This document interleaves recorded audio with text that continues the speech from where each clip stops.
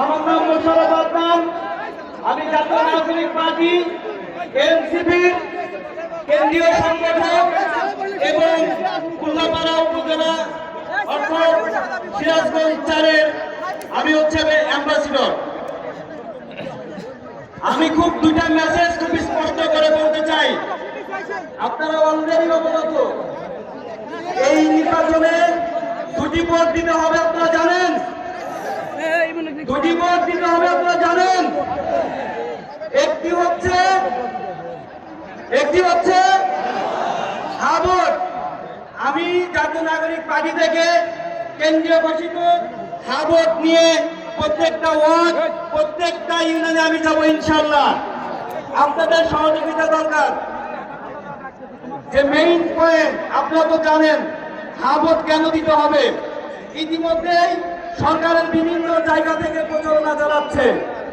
আমরা গত 15 বছরে যেরকম স্বৈরাচারী সরকার দেখেছি, ইনশাআল্লাহ হা ভোটে যদি যুক্ত হয় তাহলে এইরকম স্বৈরাচার কখনোই আপনারা দেখবেন না।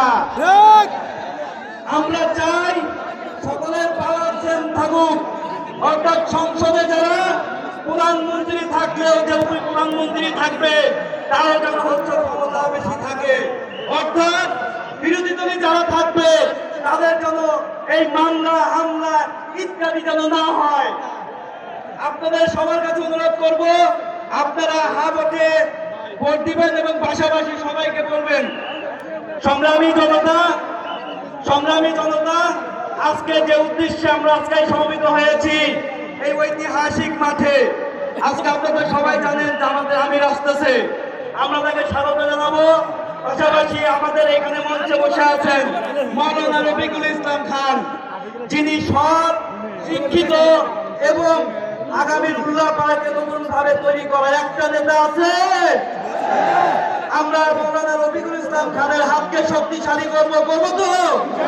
সবাই হাত তুলে বলি, 10 দলেরা সংসদে যাবে। নারায়ণ থাকবে, ইনকিলাব ইনকিলাব জিন্দাবাদ জিন্দাবাদ, গোলামিনা আজাদি আজাদি আজাদি, এনসিপি জিন্দাবাদ।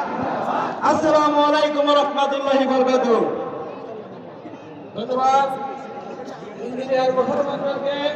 সংগ্রামী উপস্থিতি, এই পর্যায়ে একটি ইসলামী সঙ্গীত সারা বাংলাদেশে দাঁড়িপাল্লার গান, ভাইরাল শিল্পী শুধু ঢাকা থেকে আগত আব্দুল নূর। আমি আব্দুল নূর ভাইকে